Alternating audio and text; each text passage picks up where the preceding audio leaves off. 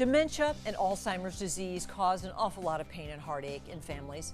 Well, the Walk to End Alzheimer's is the world's largest event dedicated to Alzheimer's care, support, and research. And Michelle Green is here to tell us about the walk coming up in Clinton, and then also one in the Quad Cities, Quad Cities wide in a couple of weeks. Yes. Yes. I'm so glad you're here because I think we need to talk more about these brain illnesses. They scare people. They do, and this is one of the main goals of these walk events. There's two, I think, main intentions and purposes with this. It's awareness, but also community. Because like we were sort of chatting about, the thing with dementia-related diseases and Alzheimer's is as the disease progresses, the individual can't really be out doing the same things they were doing. They're sort of staying home more, and sometimes that means they need to go to, a memory care facility or nursing home. Caregiver is not out as much because they're caregiving. And so that sort of has a barrier to having conversations and understanding about what this disease really is. And so it's very isolating for that individual and for the family and those taking care of them. So it's really important we all come together again as a community to support them and let these families know they're not alone, let the individual know they're not alone. Yes, and the individual may be there as well, but maybe it's just a family and loved ones, that sort of thing, because you're right about that community. It's there's something about sharing that kind of thing with others. It's like, here's what I'm going through right now. How did you get through that?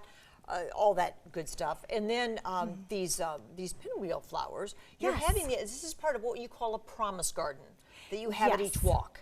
These flowers are really special. There's different colors that mean different things. But what I want people to know is each flower represents a person. And with that disease, there's a story there and a life and a family and a career and all the things that we put into our lives. And, we have to put a human face on this disease because, again, people sort of get tucked away, and we have to move that veil off of this disease. Remember, these are people. Yeah, well, let's talk about that stigma, because I think sometimes when you find out someone has something, whatever it is, you want people to know that that's not who that person is. Yes. You're not the diagnosis of your disease, because we all have something. We don't have it now, it's going to happen. Whatever it is. But that's not who you are as a person.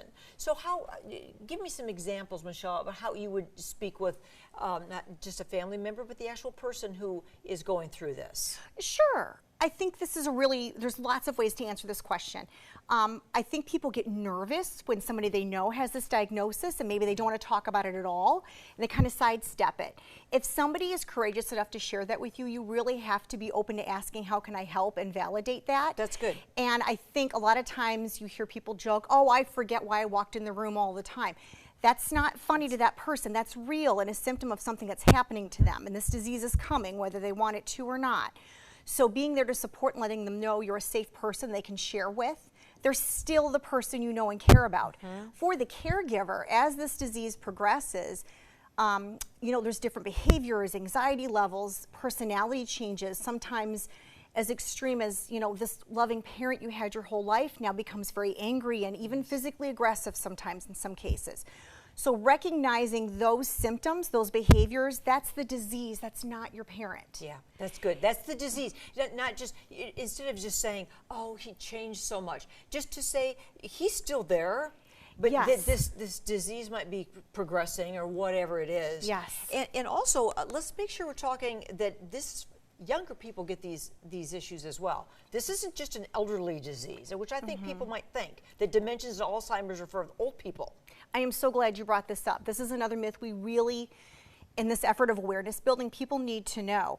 Just personally, what I see in some of these memory care facilities with what I do, I have seen a mother and a daughter admitted together, both having this disease. Is that right? Younger than you would expect.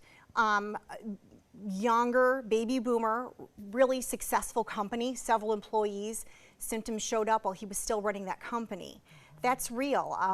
There is a married father with children in high school and college, and to watch that family come visit their dad was really sad. I think what they would want, all those families would say is, I wish we would have been aware, it could have happened sooner, recognize the symptoms, because another myth is like sort of their life changes now as soon as that diagnosis is And now your life stopped. is over. Oh, you Right. have Alzheimer's? Well, okay, here we go. No, it's not though. The earlier you know, you know, the more you can kind of address those symptoms, really living an active and full life for many years. Yeah. I think that's another myth I want, you know, people to understand isn't true. Well, the walks. So there's, I want to get to that. Yes. What's going to happen at the one in Clinton? We're talking about this Saturday for Yes. the Clinton Walk.